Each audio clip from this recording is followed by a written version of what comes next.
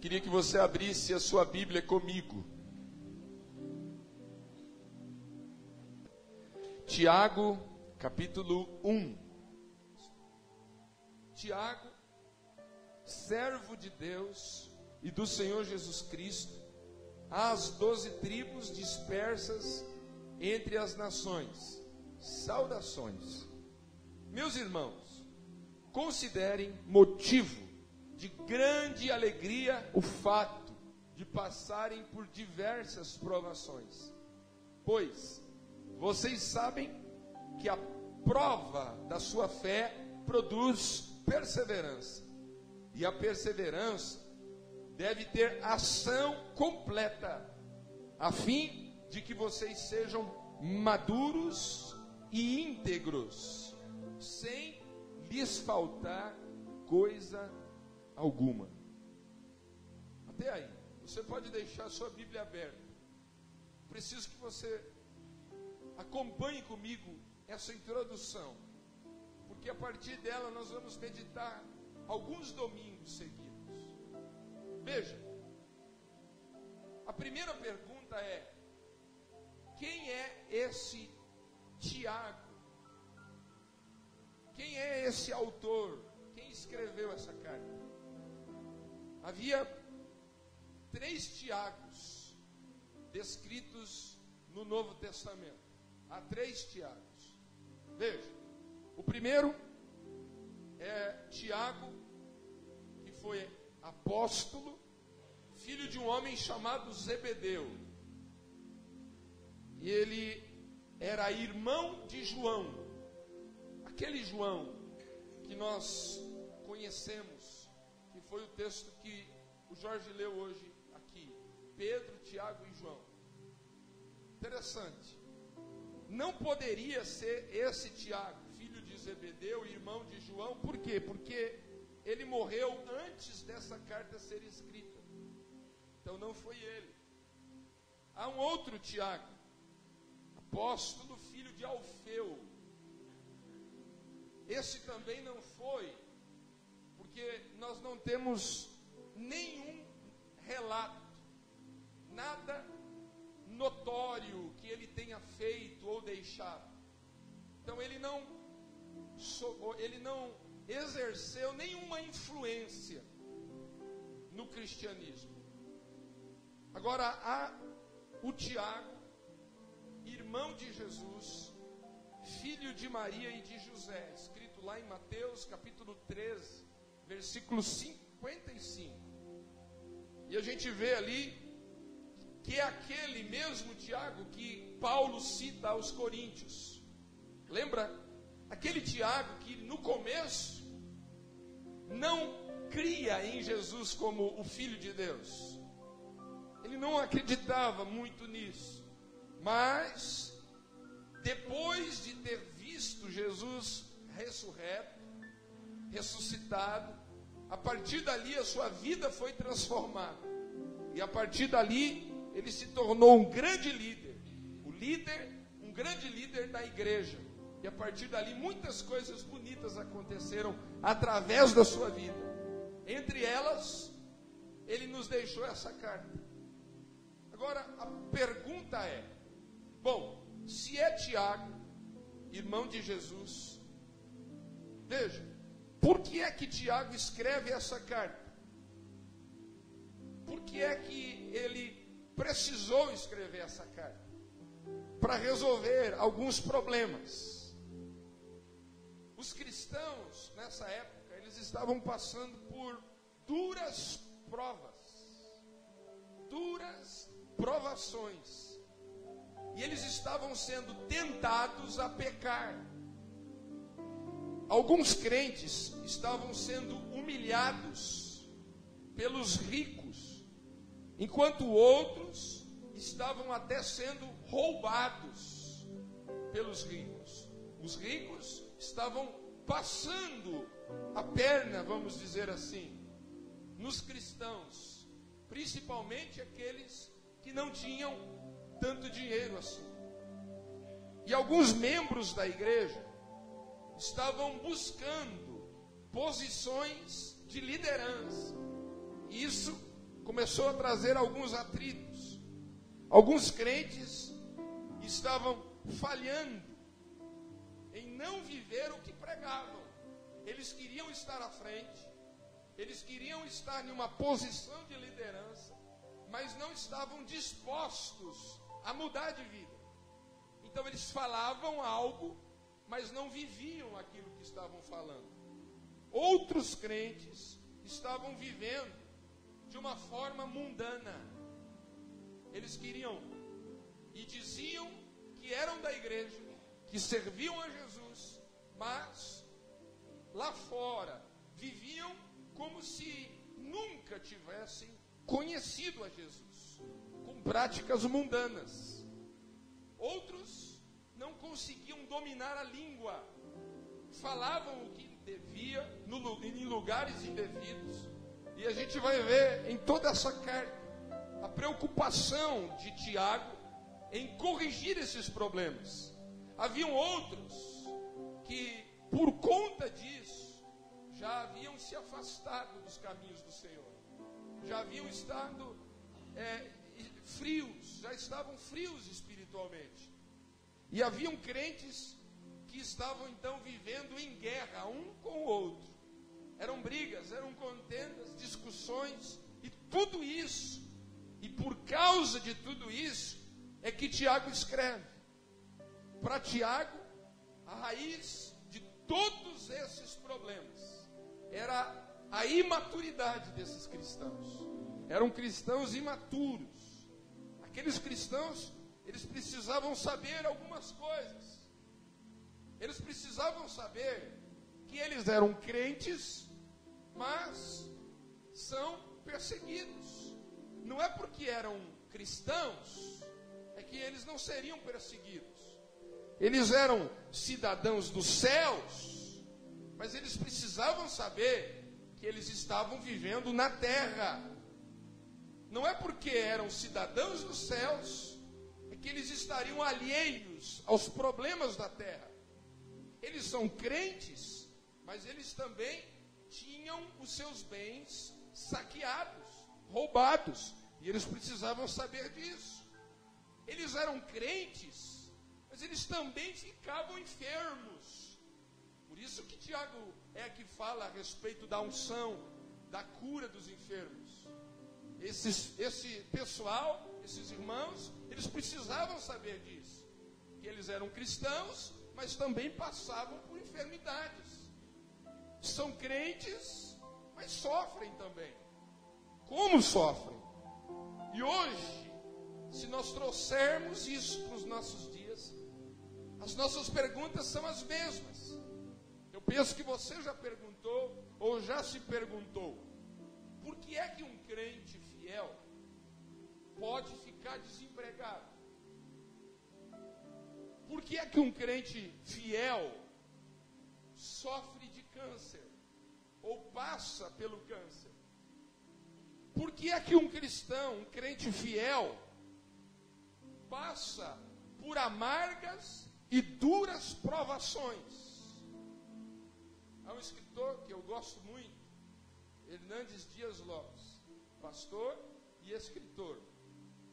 E ele disse uma frase, e essa frase é uma verdade. Ele disse assim: vida cristã não é uma redoma de vidro, uma estufa espiritual, uma colônia de férias.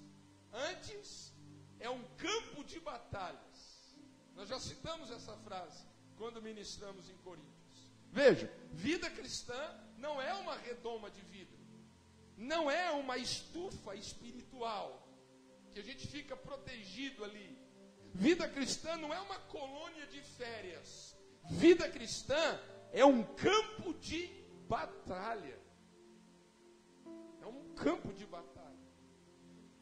Eu poderia completar isso dizendo o seguinte: aquilo que a gente já ouviu, nós como cristãos, nós não somos poupados das provas, das provações, mas nós somos guardados nas provações.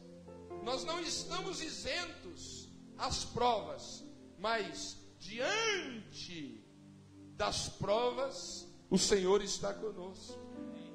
Então veja, é verdade, é bem verdade, que nós somos um povo salvo pelo Senhor.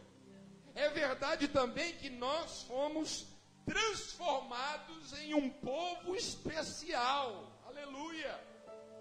Mas é também verdade que nós não somos um povo isento de passar pelas dificuldades. E aqui no texto em que nós lemos é exatamente isso que Paulo vai começar a falar. E ele vai ensinar depois em toda a sua carta. A primeira lição que nós aprendemos é exatamente esta: que as provações fazem parte da nossa vida, fazem parte da vida da igreja. É uma verdade. As provações fazem parte da nossa vida, fazem parte da vida da igreja. Olha o que diz o versículo 2. Meus irmãos, considerem motivo de alegria, de grande alegria, o fato de passarem por diversas provações. Veja, não estranhe. Por quê? Porque a provação é comum para a vida daquele que está no caminho, que está na igreja. O que Tiago está querendo nos dizer aqui é que vida cristã não é um mar de rosas. Servir a Jesus, estar na igreja, não é estar em um lugar isento de passar por provas. Não é mar de rosas.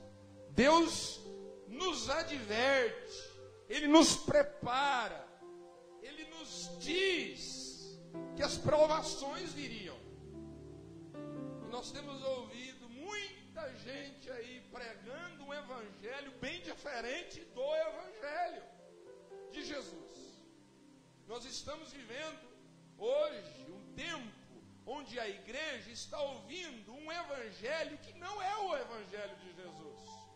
Um evangelho que promete aquilo que a Bíblia nunca prometeu. Veja o que a Bíblia diz a respeito das provações. Quando você lê os escritos de Jesus, João, capítulo 16, versículo 33, Jesus diz: no mundo tereis aflições. Veja, ele está dizendo, ele nunca disse que não teríamos. Ele disse: no mundo vocês vão passar por aflições. E eu estou dizendo isso para que vocês não se espantem, para que vocês tenham paz. É isso que ele vai dizer. Então veja, não se espante, porque no mundo vocês vão passar por lutas. Paulo, em Atos, capítulo 14, 22, versículo 22, Lucas escreveu algo de Paulo. E Lucas escreveu assim: por muitas tribulações nos é necessário entrar no reino de Deus. Ou seja, enquanto não estivermos no céu, enquanto não formos para o céu, é comum nós passarmos por muitas tribulações. Veja, 2 Timóteo, capítulo 3, versículo 12, Paulo outra vez nos diz assim: todos os que querem viver piamente em Cristo, ou seja, todos que querem viver uma vida santa, uma vida justa, uma vida digna com Cristo Jesus, padecerão perseguições. Veja, Paulo está dizendo: se você decidir em viver a sua vida ao lado de Cristo, com certeza você passará por perseguições. Então é isto que a Bíblia diz. É exatamente isso que ela nos alerta. Deus está nos alertando que provação, que lutas, dificuldades faz parte da nossa vida. A pergunta é: por que é que os crentes sofrem? A pergunta é: por que é que um crente passa por privações? Por que é que um cristão fica doente em cima de uma cama? Por que é que um cristão sofre injustiça? Por que é que um cristão tem que passar pelo desemprego? Por que é que um cristão, por que que a casa de um cristão também é roubada? Por que que um carro que um cristão dirige também bate e amassa? Por que que o corpo de alguém que serve a Deus também fica doente? Nós precisamos entender que de onde vêm essas provações, de onde vem tudo isso? Primeiro, da nossa humanidade. Nós não podemos nos esquecer que nós servimos a Jesus. Já não somos mais nós que vivemos, mas Cristo habita em nós. Agora veja, nós não podemos esquecer que nós somos humanos. Veja, você tem carne, ossos, e a raça humana, nós somos sujeitos a doenças, a acidentes, nós somos sujeitos a desapontamentos, a frustrações. Por quê? Porque nós somos humanos. Segundo, nós não podemos esquecer da nossa pecaminosidade. Não podemos nos esquecer que nós somos pecadores. Por que eu estou dizendo isso? Porque como homem pecador, nós criamos problemas, não é verdade? Nós criamos problemas. Quando eu vou falar com alguém, a minha língua pode tropeçar e as minhas palavras podem criar um problema com alguém. Ou você acha que as suas palavras nunca criaram um problema? Veja, com as nossas atitudes, com uma atitude impensada, você pode acabar sofrendo uma consequência. Você vai fazer um negócio, e esse negócio acaba se tornando um negócio mal feito. Paulo diz, tudo que o homem planta, ele colhe. Então veja, você fez um negócio mal feito. Talvez essa sua natureza, uma precipitação, uma ansiedade, e essa atitude sua vai trazer problemas. São escolhas erradas que vão trazer consequências indesejadas. Então veja, nós somos humanos e nós não somos perfeitos, nós somos pecadores. Continuamos errando, falhando. E interessante é a gente perceber também a respeito da nossa vida cristã. Se nós somos cristãos, nós não podemos nos esquecer que Satanás, o mundo e a nossa própria carne estão militando, lutando contra nós. Então, como é que nós vamos estar isentos de passarmos por provas se nós somos humanos? Como ficaremos isentos de provas se além de humanos somos pecadores, erramos, falhamos? E ainda mais, somos e estamos num mundo que há uma batalha espiritual. O diabo está militando, bramando, rugindo, buscando nos devorar. Veja, além do diabo, o mundo está querendo nos derrubar. Além do mundo, a nossa própria carne. Paulo diz, o bem que eu procuro fazer, eu não consigo. Mas o mal que eu não quero, eu acabo fazendo. Então veja, tudo isso nos mostra por que é que nós passamos por provações.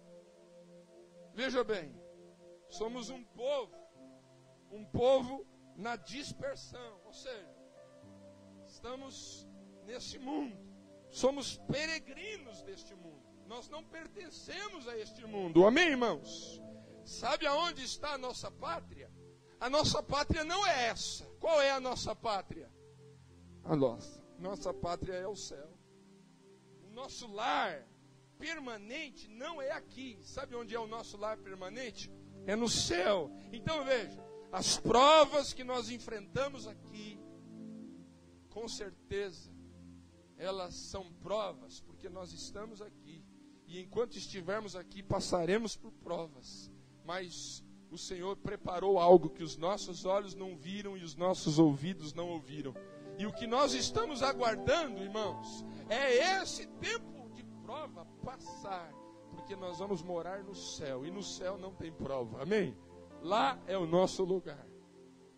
E é exatamente isso a segunda lição. Veja, as provas, elas fazem parte da nossa vida, e as provas são diversas. Olha lá, meus irmãos, tende por motivo de toda alegria o passardes por diversas, por várias provas. Está no texto, versículo 2. Várias provas, diversas provas. Se puder abrir, por favor, versículo 2. Eu queria chamar a sua atenção nessa noite para essa palavra, olha lá. Meus irmãos, tende por motivo de grande de gozo passardes por várias provas. Eu quero que você olhe para aquela palavra várias ali no texto. Essa palavra, ela vem de uma palavra no grego que significa multicolorida. É uma palavra grega, poikilos, que significa diversas cores. Quando nós lemos ali, nós podemos ler assim: de grande gozo passardes por provações de diversas cores, multicoloridas. Então, quando você olha para a sua vida, você vê algumas provas, não vê? Então você vê aquela prova rosa claro. Você vê aquela prova, eu diria, rosa choque. E daí tem aquela outra prova que você qualificaria como cinza escuro. Tem alguma cor que você gostaria de nominar a prova que você está passando? Pastor, eu estou passando por uma prova amarela. Pastor, estou passando por uma prova verde água. Ah, pastor, a minha prova, pastor, é um roxo bem escuro. Como é o nome dela? A minha sogra. Roxo escuro. São várias cores, são várias provas. A imagem que temos aqui é de um lindo mosaico. Preste atenção. Quantos já viram um mosaico? Aquela junção de várias cores. É assim a nossa vida. É isso que Paulo está dizendo. Que a nossa vida, que as provas da nossa vida são multicoloridas. Agora, abra por favor 1 Pedro capítulo 4, versículo 10. 1 Pedro capítulo 4, versículo 10. Eu quero que vocês olhem aqui na frente. Olha o que diz ali. Vamos ler juntos? Servindo uns aos outros conforme o dom que cada um recebeu, como bom despenseiros, todos juntos, da multiforme graça de Deus. Essa palavra multiforme, ela é a mesma palavra, poikilos.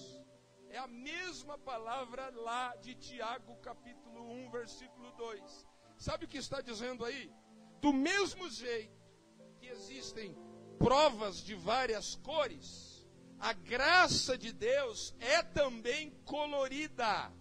Sabe o que significa? Para cada uma das suas provas, para cada cor que você nominaria, dizendo assim, eu estou passando por uma prova, a graça de Deus abunda na sua vida.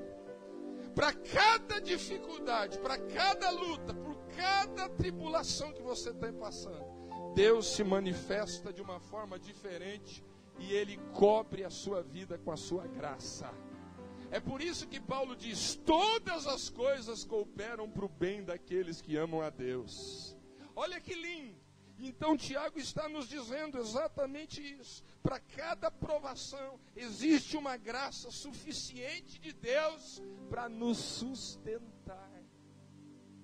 É normal passarmos por provas, mas é muito comum que diante das provas o Senhor está com a sua graça nos sustentando. Quantos se alegram por isso, irmãos? Isto é uma promessa bíblica de Deus para a sua vida. Vamos continuar, versículo 2 ainda. A gente vê muito claro no texto, sem precisar florear nada. A gente vê que as provas, elas são passageiras. Olha lá, meus irmãos, versículo 2. Tende motivo de toda alegria o passardes por várias provações. As provações não duram a vida inteira. Depois da noite, vem a manhã. Depois do choro, vem a alegria. Depois da tempestade, vem a bonança. É por isso que a Bíblia Sagrada diz: o choro pode durar uma noite, mas a alegria vem ao amanhecer. Então, é comum passarmos por provas. E elas passam, irmãos. Estamos passando por elas. Agora olha aqui para mim. Tem gente que passa por provas dentro de um avião supersônico. Tem gente que passa por provas dentro de um trem-bala. Tem gente que passa por prova dentro de um automóvel. Tem gente que passa por provas a pé.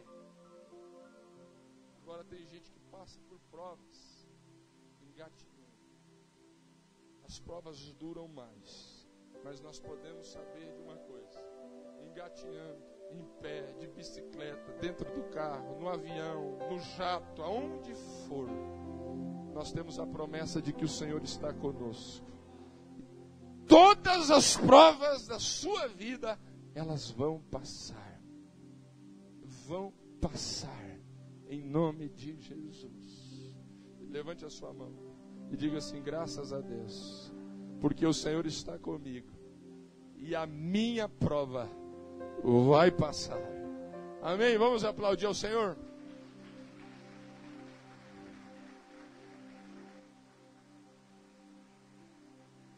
Eu quero desafiar você. Ainda que você esteja gatinhando, a prova está difícil, passe pela prova cantando louvores a Deus, porque Ele nunca vai te deixar sozinho, meu querido. Eu queria dizer na quarta lição que a gente aprende, versículo 3 e 4, olha o que diz lá. Pois vocês sabem que a prova da sua fé produz perseverança. E a perseverança deve ter ação completa, a fim de que vocês sejam maduros e íntegros, sem lhes faltar coisa alguma. Sabe o que está dizendo aí? Que há lições que nós aprendemos nas provas. Então veja, você não pode estar isento de passar pela prova. O que você não pode é passar pela prova sem aprender nada. Não há como você não passar por prova, mas há como você passar por uma prova e não aprender nada. E Deus está nos ensinando aqui que existem coisas que nós vamos aprender e precisamos aprender diante das provas. A palavra aqui, perseverança, significa o quê? Estabilidade, constância. Significa característica da pessoa que não se desvia do seu propósito e da sua lealdade à fé diante das provas e dos sofrimentos. Olha que lindo. Característica da pessoa que não se desvia do seu propósito e da sua lealdade à fé diante das provações e dos sofrimentos. Então veja, nas provas nós estamos testando a nossa fé. Nas provas nós estamos sendo ensinados a sermos leais a Deus.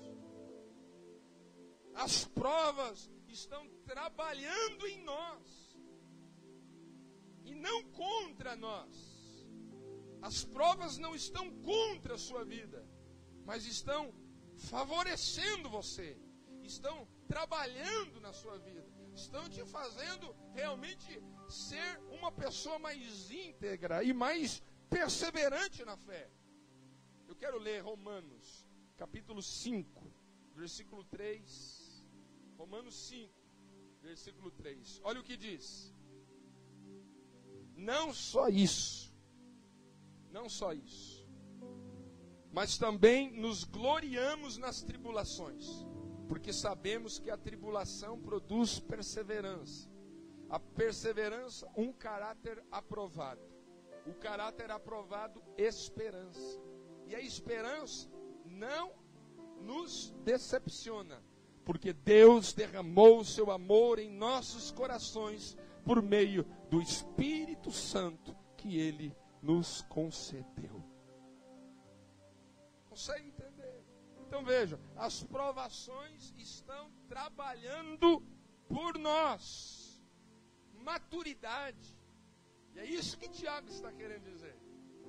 Maturidade não se alcança lendo livros.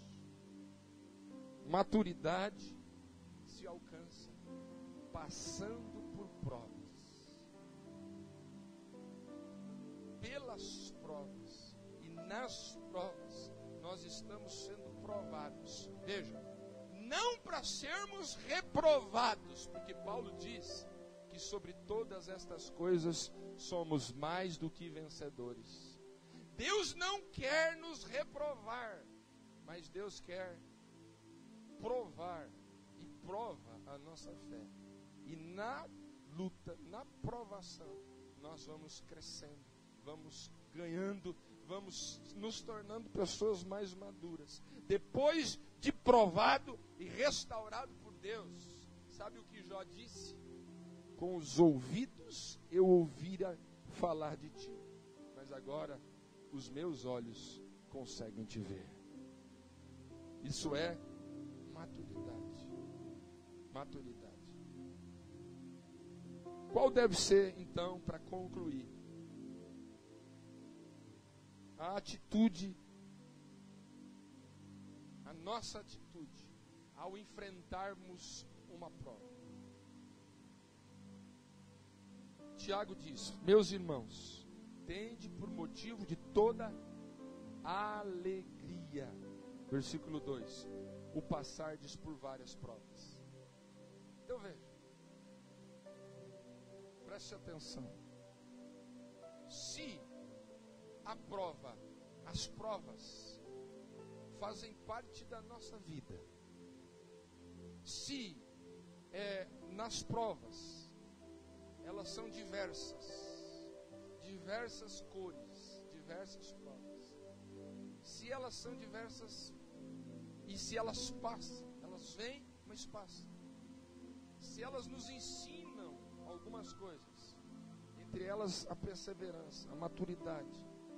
Então veja, em vez de murmurar, em vez de reclamar, em vez de ficar amargo, em vez de se queixar, em vez de se afastar, devemos nos alegrar intensamente. Isso que Tiago está dizendo. Devemos nos alegrar. Essa alegria, eu diria, é a confiança segura na soberania e no cuidado de Deus. Então eu só posso passar pela prova com alegria quando eu sei em quem eu tenho crido. Quando eu sei que aquele que começou a boa obra, ele não vai desistir, ele é fiel para completar. Quando eu sei que ele está vivo, que ele está do meu lado, eu só posso e só conseguirei passar pela prova com alegria quando eu sei que Deus está e vai permanecer no controle da minha vida. Quando eu sei que Deus sabe o que está fazendo. Quantos creem que Deus sabe o que está fazendo? Quantos creem que Deus sabe que está no controle da nossa vida? Olha só, Deus sabe para onde Ele vai te levar. Deus sabe para onde Ele está me levando. Então, eu posso passar pela prova com alegria.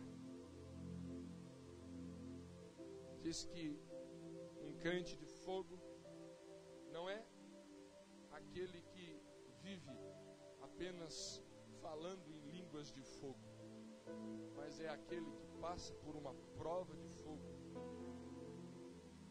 sem murmurar, sem reclamar, e sai da prova cantando e glorificando a Deus. Esse é um verdadeiro crente de fogo. Vamos ficar em pé, irmãos? O convite nessa noite para todo mundo aqui se tornar um crente de fogo. Nós não vamos reclamar mais, amém? Vamos ficar murmurando, se queixando. Por quê?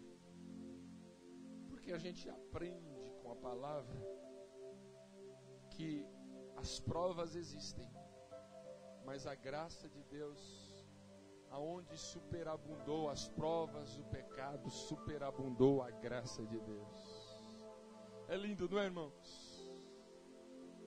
Se algum dia alguém disse uma promessa para você que você ia ficar isento de alguma coisa, que você não ia ter mais dor de barriga, que você não ia ter mais isso, não ia mais...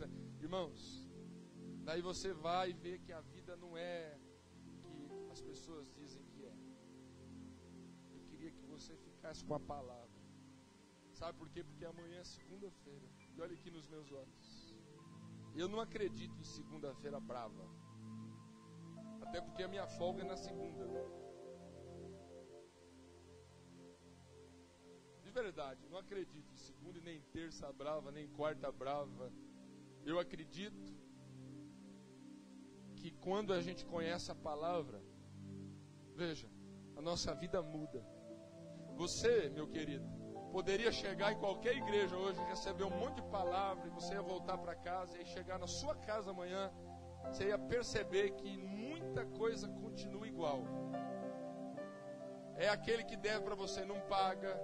É aquele vizinho xarope, é o cunhado que vive pegando o teu pé, é a sogra, é o sogro, sabe aquelas lutas, é aquele empregado seu, é o patrão seu que vai chegar amanhã parecendo que chupou limão azedo. Amanhã a vida vai continuar igual. Agora olha só a diferença de você conhecer a palavra, em saber que tudo isso está cooperando para o seu próprio bem. Tudo isso está trabalhando na sua vida, na sua maturidade, está te levando para mais perto de Deus. Você pode passar por toda essa semana, que talvez para você parece ser a semana mais difícil da tua vida, mas você pode passar com alegria e saber que o Senhor é soberano e está cuidando de você, meu querido. Se amanhã tem uma prova bem cinza, do mais escuro, aquela prova vermelha, vermelho carmesim, aquela prova bem violeta, bem difícil, meu querido, para cada uma dessa prova, Deus já preparou um livramento e uma bênção para a tua vida. É o texto que a gente leu, para cada uma. Amém? Vamos agradecer a esse Deus maravilhoso. Vamos louvar esse Deus. Não porque estamos isentos, mas porque Ele está cuidando de nós. Você pode orar comigo? Amém? Levante a sua mão, vamos orar. Agradeça a Deus. Aleluia. Agradeça. Aleluia. Agradeça a Deus pela graça. Agradeça a Deus pela fidelidade. Agradeça a Deus pelo amor. Obrigado, Senhor, pelo teu amor. Obrigado pelo cuidado que o Senhor tem para nós, por nós. Obrigado, ó Deus, porque o Senhor se manifesta a nós com a tua palavra, Pai. Obrigado porque a tua palavra, ela nos conforta, ela nos faz ver a vida de um jeito diferente. Ó Deus, como é difícil, Pai, caminhar nesse mundo. Como é difícil o nosso relacionamento com as pessoas. Senhor, há pessoas aqui que entraram com diversos problemas, Senhor. Ó Deus, há muitos que talvez estão passando por dificuldades financeiras. Há muitos que estão passando por enfermidades.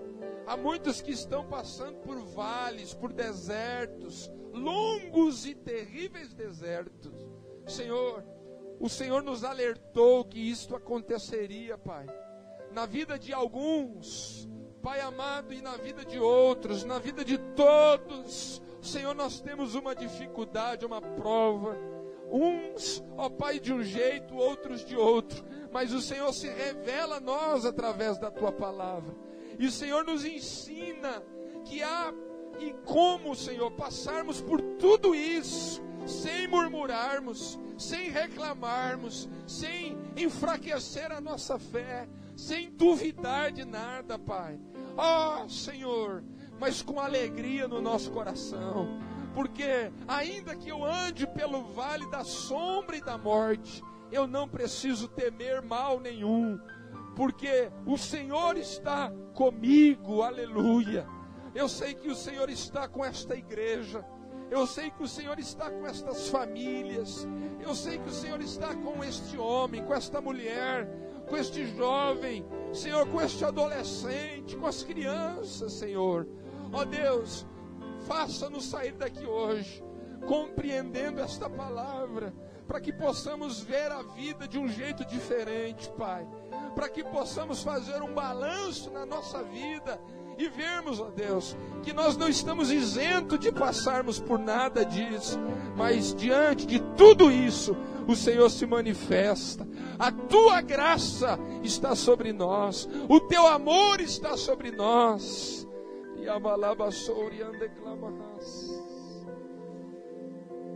Conforta, Pai, o coração do Teu filho, conforta o coração dessa mulher, conforta o coração da Tua igreja, Pai. Conforta os corações aqui presentes, Pai. É, Deus, é o que eu te peço. Em nome de Jesus. Em nome de Jesus. Você pode colocar as duas mãos na altura do seu coração. Feche os olhos ainda. Agradeça a Deus. Aleluia. Agradeça. Deus é bom, né, irmãos? Deus é bom. Deus é lindo, Deus é bom. Oh Deus, obrigado, Senhor. Aleluia, Senhor. Agradeça ao Senhor.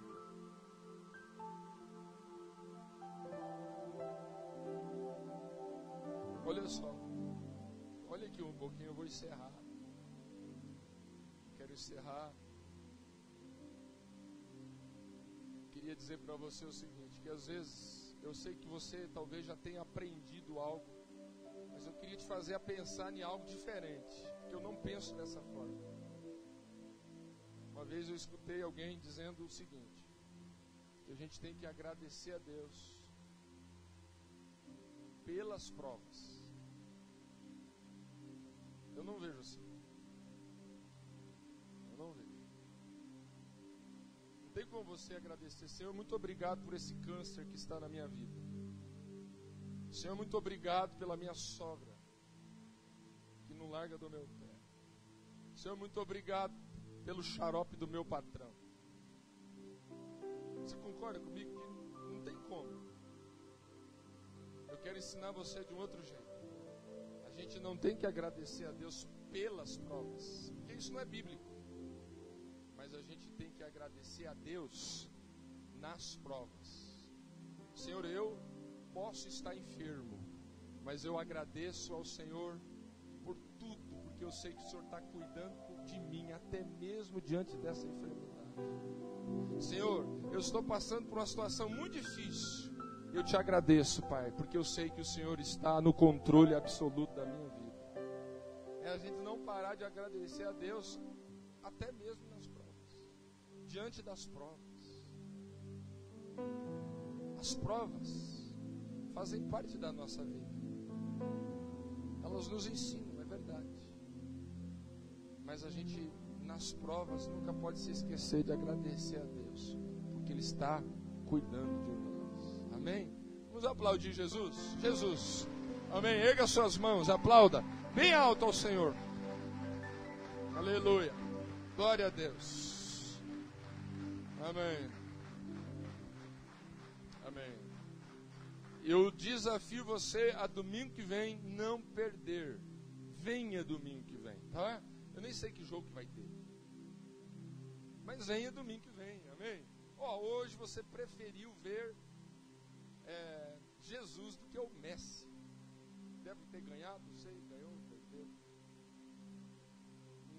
Não vai mudar nada. Agora essa palavra vai mudar a tua vida. É verdade. Futebol é bom, mas Jesus é infinitamente melhor, amém? Você vai voltar para sua casa abençoado, tá? Muito abençoado. Graças a Deus. Que o Senhor nosso Deus te abençoe e te guarde. Que a face dele venha resplandecer sobre a sua. Que o Senhor tenha misericórdia de ti. Tenha misericórdia de ti e te dê a paz. Que a graça do nosso Senhor e Salvador Jesus Cristo, o grande e infinito amor de Deus, o nosso Pai, o fruto, as consolações, os dons do Espírito Santo estejam com você, hoje e por todo sempre. E os que amam a Deus digam amém.